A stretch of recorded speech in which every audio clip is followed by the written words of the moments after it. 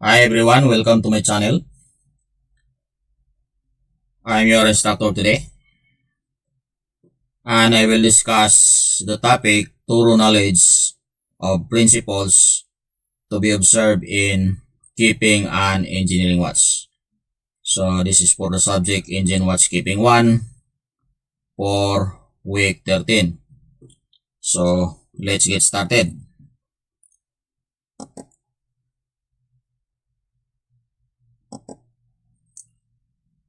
So we have here the engineer on watch in engine control room.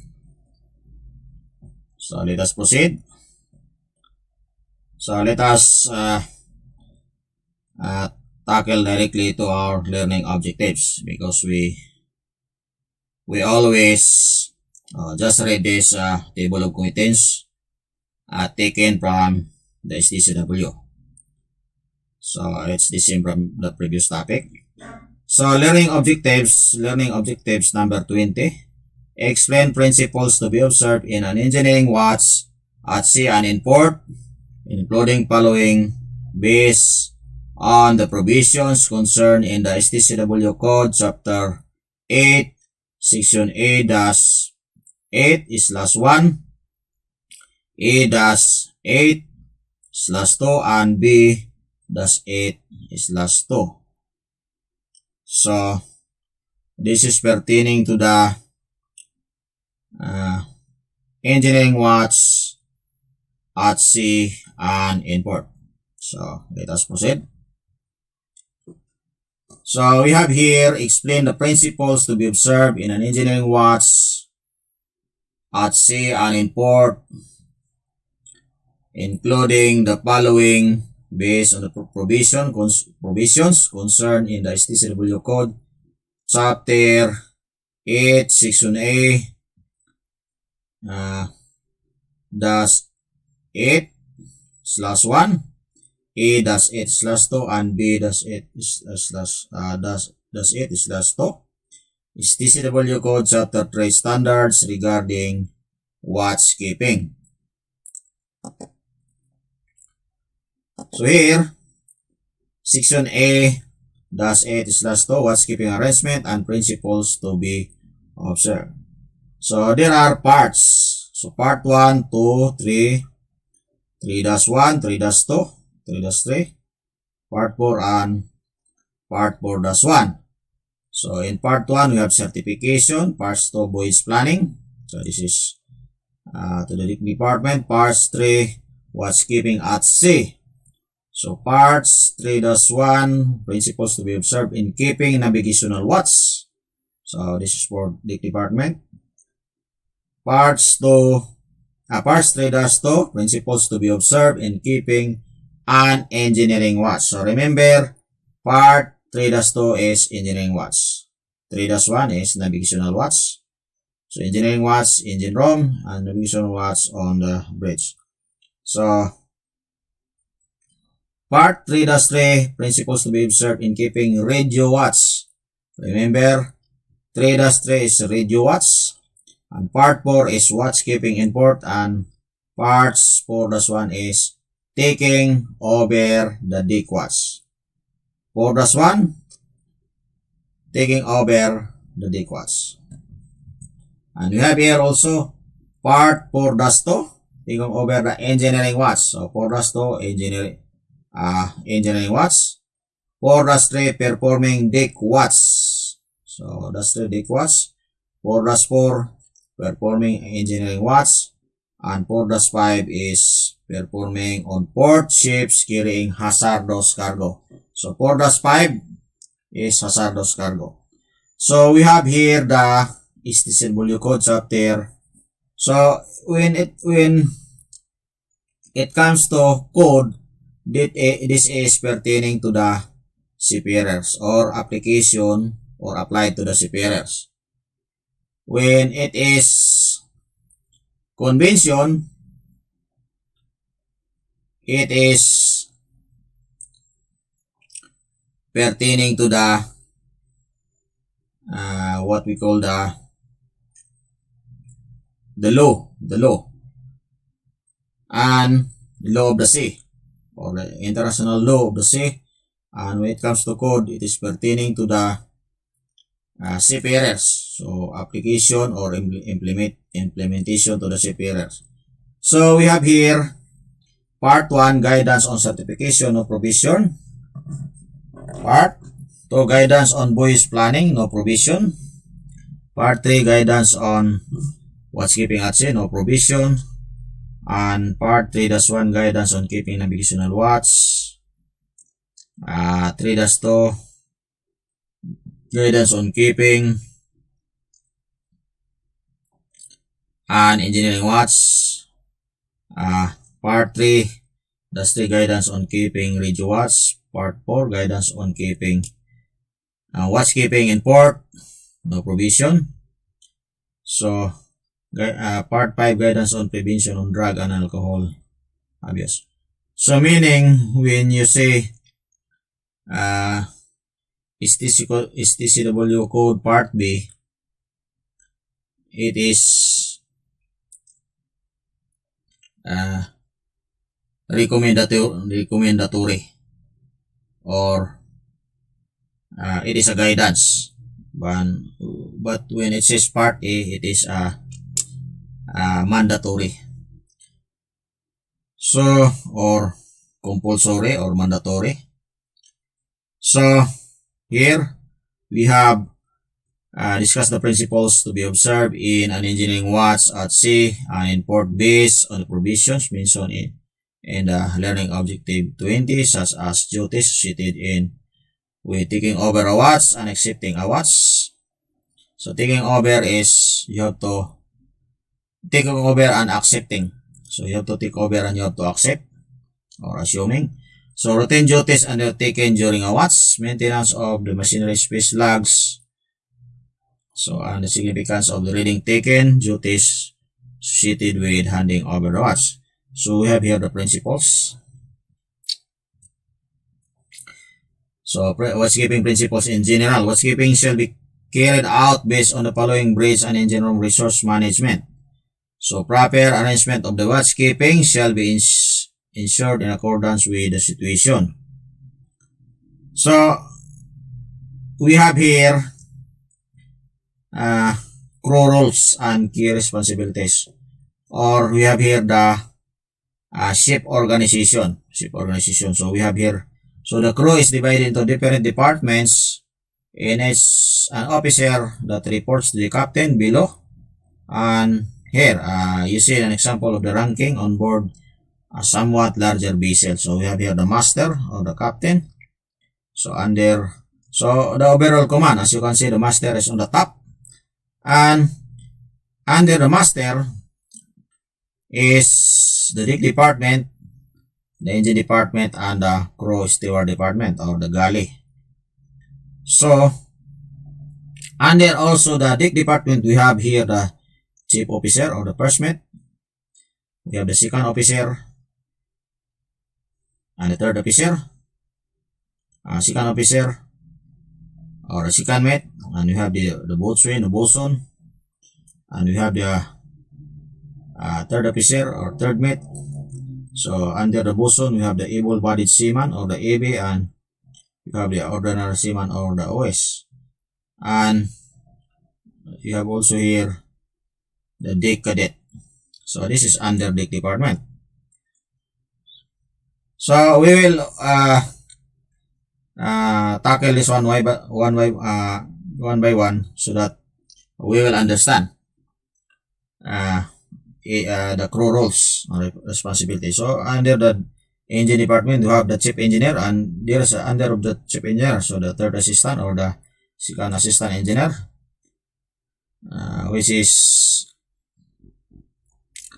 what we call the third engineer. And we have here the second engineer or the first assistant engineer, so under the chief engineer. And we have the fourth engineer or the third assistant engineer, and we have also here the electrical officer engineer. So under the second assistant engineer, we have the fitter, motorman, and the oiler and wiper. So on the catering steward department or the galley department, you have the chief cook chief steward, the chief cook, and the trainee cook, and the messman. So, in this organization chart, we have the proper arrangement of this different department and different crew. So, any limitation, qualification, fitness, individual shall be taken into account deploying watchkeeping personnel. So, when it comes to watchkeeping, here, there is so this is watchkeeper, you see. Chief officer is 4 to 8 in the morning and in the evening in the navigational watch.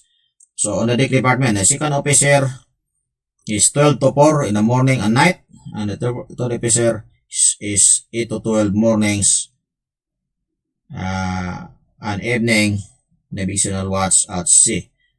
So, next we have here in the deck engine department, second engineer is 8 to 17. So, this is for 8 to 17 is for UMS or unattended machinery space.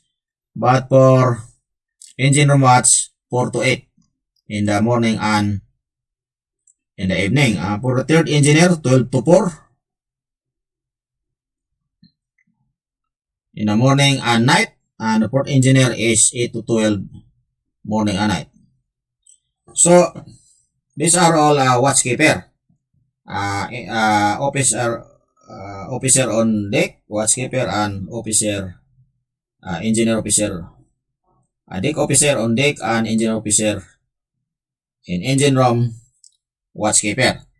So now, we have here understanding watchkeeping personnel regarding their individual roles and responsibility. So, in this organizational chart, they have different roles and responsibility. But we don't need to tackle of this because of the, so we'll tackle just what we call the few points. So the master is overall command of the ship. Chief officer is responsible for loading, discharging, and care of cargo in port at sea. Second officer is navigating officer. Third officer is responsible for maintenance of the safety equipment. So just like lifeboat, rescue boat, firefighting equipment,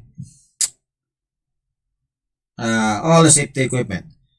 And then we have the chief engineer. So never mind the other position. Head of the engine department. Second engineer is in charge of entire engine room machinery and assist the chief engineer in the maintenance. A third engineer is in charge for the auxiliary engines and electrical equipment. And fourth engineer is in charge responsible for auxiliary machinery such as purifier pumps and other related equipment. Electrical officer, electrical responsible for maintenance of electrical equipment on board ship. So, Peter, so general maintenance, assist. Catering department, chief cook, steward. So, in charge of the for the food preparation. So, those are the brief information about the their individual roles and responsibility and team roles. So now let us proceed to the, so here where is this? So when it comes to fitness and qualification, fitness and limitation, and qualification and fitness of individual. So we have here, when we say fitness, an officer is fit for duty. So how can be that engineer officer or deck officer will be fit on duty? So we have here the fatigue. As you can see here,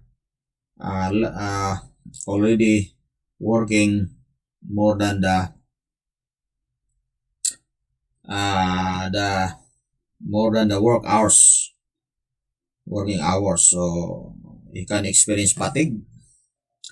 So as you can see here, 6 hours before duty, so 4 hours sleep, 2 hours, so that is the sleep, 15 minutes.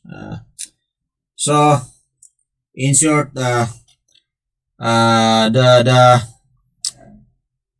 or let's say this is sick, so there is a limitation. He cannot perform his watch effectively.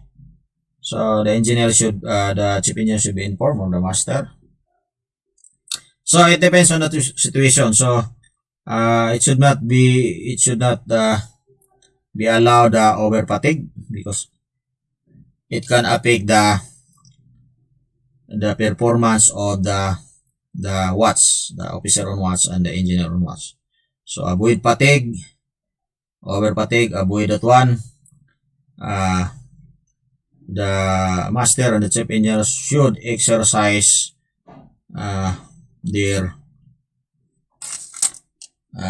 capability of managing the proper and effective watch.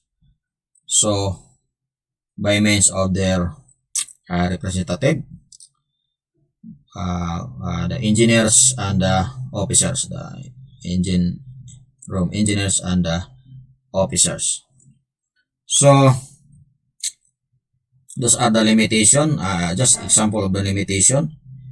So it must be practice the proper arrangement and avoid over fatigue. So qualification, so fitness, over fatigue, maybe sick, so it should be taken into account. So limitation of qualification. So for example, the watch of the port engineer should not be replaced to motorman or oiler, because of that is under qualification. So they are not allowed to watch alone in the engine room without the engineer. So that is a limitation of qualification. So next,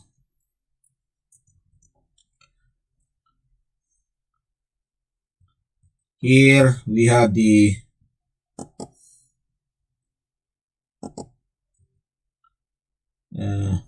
master, chief engineer, officer, and officer in charge of the watch duty shall maintain a proper watch, making the most effective and use of resources available such as information, installation, and other personnel. So meaning, so you have a machinery in the engine room. So these are just a few examples, but a lot of machinery in the engine room. So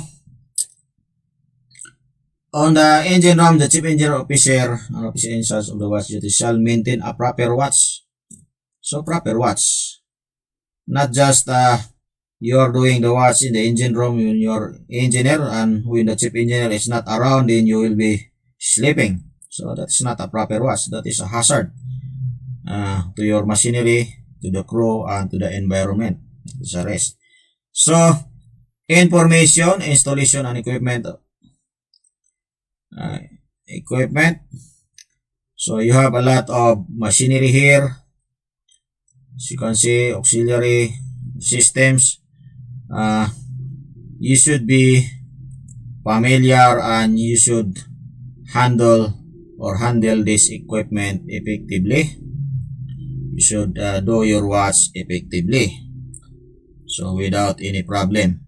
So if there is a problem, you should call the chief engineer immediately without hesitation. So watchkeeping personnel should understand functions of the machinery installation and be familiar with handling them. So in this machinery, there are a lot of machinery in the engine room as well as on the deck. So the engineer on watch should be familiar to handle any situation, any jobs that is to his assigned machinery, or for example, alarms, what is happening in the engine room, familiar to the operation, to the maintenance, and to the what we call to the troubleshooting in the engine room. So as well as the ordering spare parts, any job that is needed for the operation, for the maintenance, the engineer should be familiar with them, how to handle, how to do that job. So next, housekeeping personnel understand information below response to the information to each vision and equipment. So for example, there is an emergency or there is an alarm. The engineer should, for example, there's an alarm. So alarm of the purifier. So the engineer should understand how to rectify the alarm, how to put it in an operational condition. Because without the purifier, you cannot use your fuel to your machinery, to your main engine, because it will be damaged. So you should understand how to what we call the rectify the alarm or rectify the trouble. In case of the cooling system, for example, here you have the cooling system, for example, or a firefighting system. If it is needed, you should be familiar to operate. So everything, here also in the main engine, you should be familiar what to do here. For example, you are taking a performance of your main engine, you should be familiar, or everything, maintenance, operation, you should be familiar. So, skipping personnel shall maintain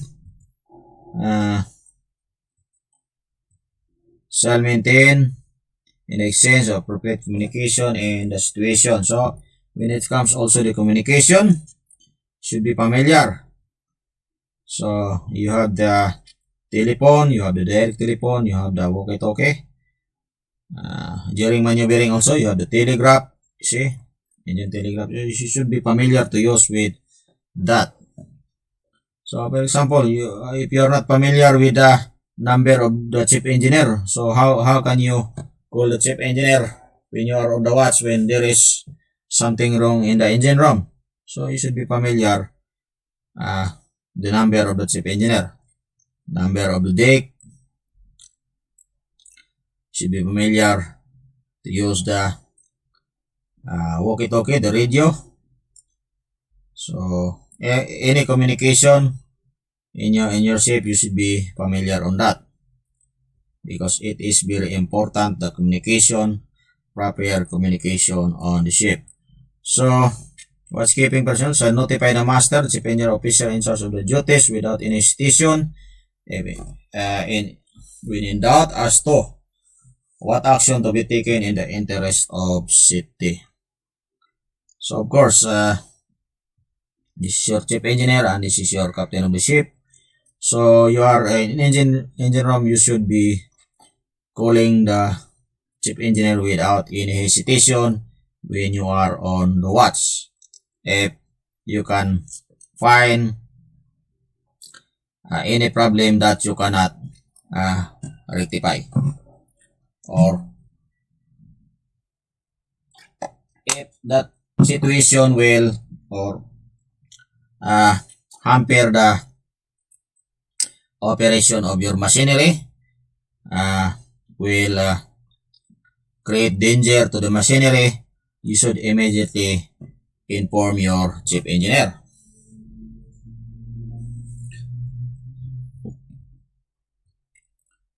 So without any hesitation, if you are in doubt. So chief engineer and captain, so you are under the chief engineer. So if you are engineer watch, you are under the chief engineer. So for the interest of safety, you should not hesitate to call the chief engineer when it is needed. And on the deck department also, you should not hesitate to call the master if you are working on if you are officer on deck. So here, so this is your chief engineer and this is your master or captain of the ship. So here we have also here the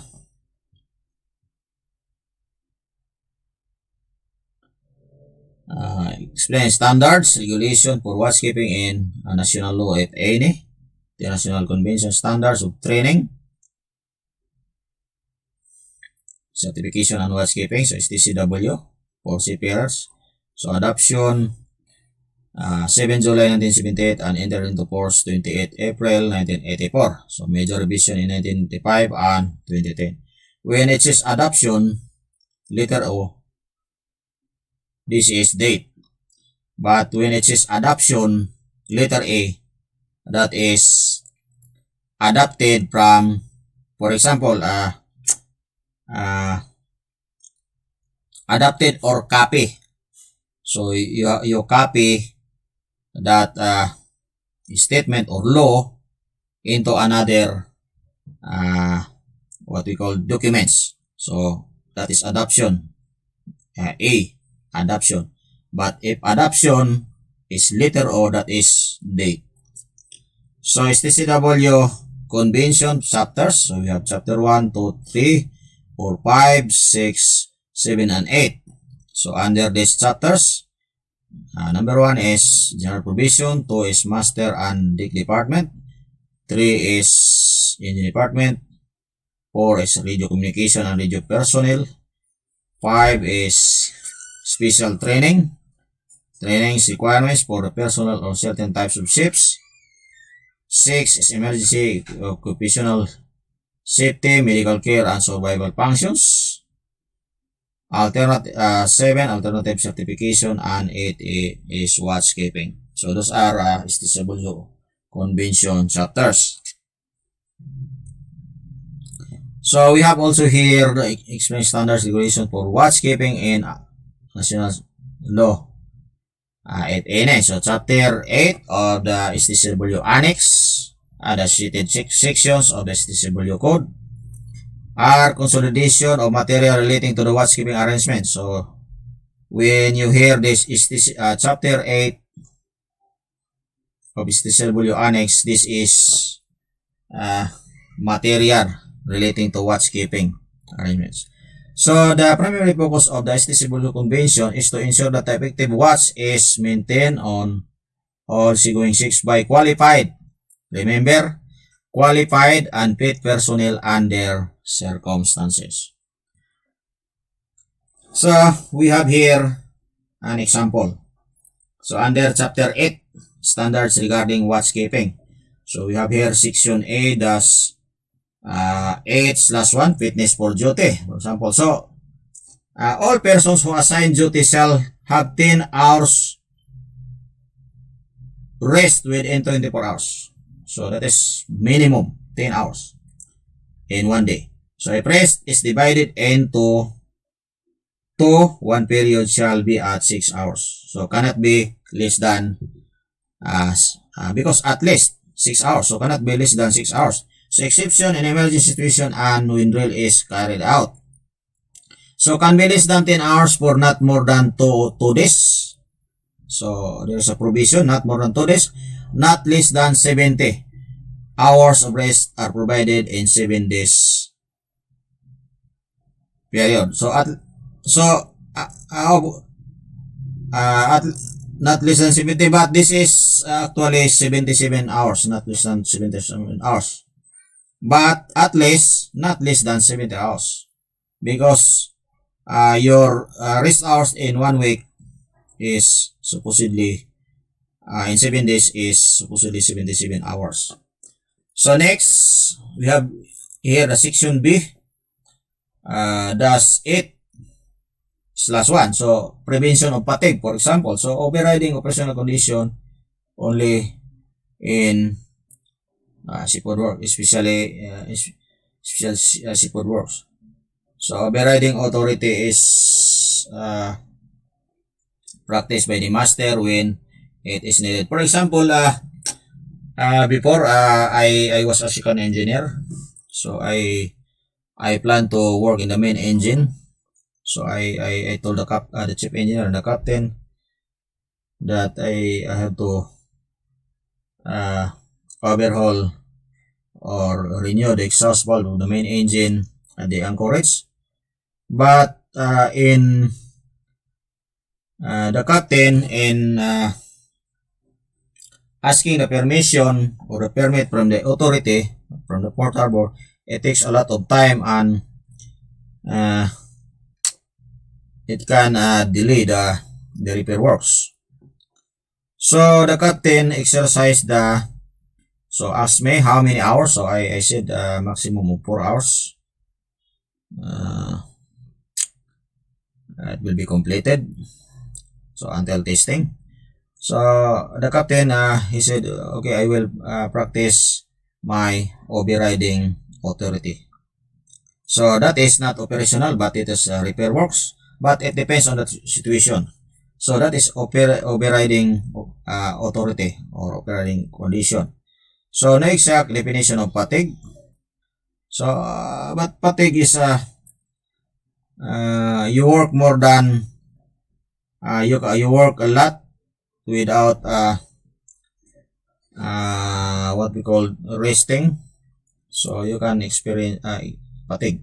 So drug and alcohol, blood, content of watchkeeping, personnel shall be taken into account. So here we have also chapter 8 continued, section A. It's just the watchkeeping arrangement and principles to be observed. So part 1 certification must be qualified. Duty personnel in relation to chapter 2 and 3 and 4 of the STCW. So on the DIC department, we have voyage planning. We have also DIC and engine, watchkeeping at sea, watchkeeping in port, part 4. So all of these arrangement and the principle and the procedure is taken or based from the STCW Convention and STCW Code. STCW Convention, they are formulating the law, international law of the sea, and STCW Code, they are implementing to the seafarers. So it's the standard of training, certification, and watchkeeping, so pertaining to the ship. So we have the guidance on the IMO STCW Convention. So all of these are what we call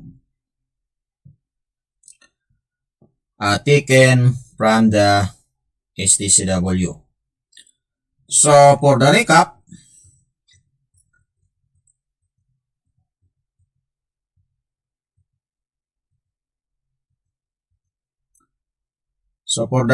we discuss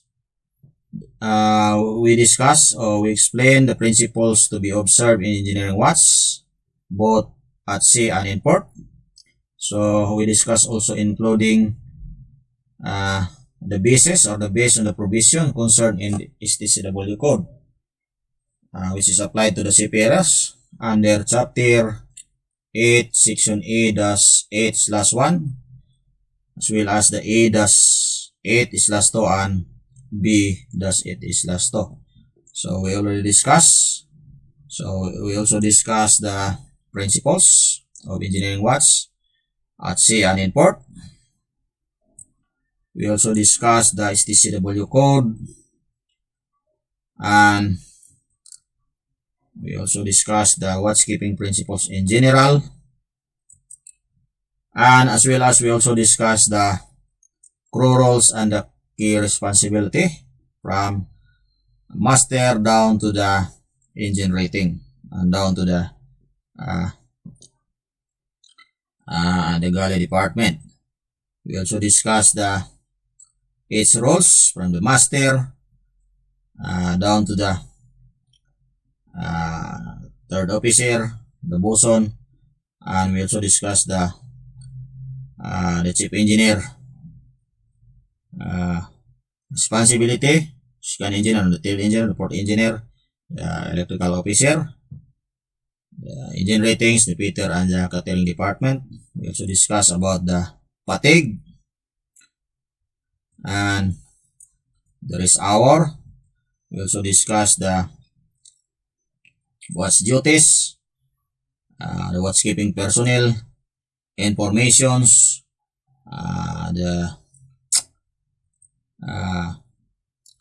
different machinery that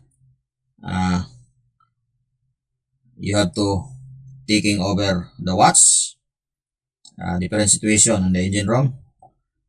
Communication, we also discuss the what we call the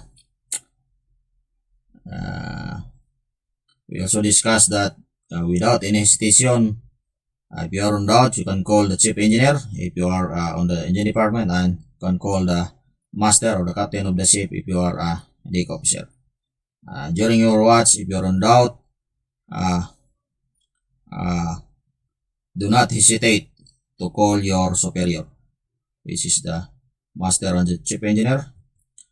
And we also discuss the standards and the regulation for watchkeeping in the national law, and the STCW convention chapters. We also discuss the standards, regulation for watchkeeping in national law. So we also discuss the fitness for duty, the examples, the prevention of fatigue, and watchkeeping arrangement and principles to be observed. We also discuss, and of course, the STCW, which is standard of training and certification watchkeeping. So this is the end of the discussion.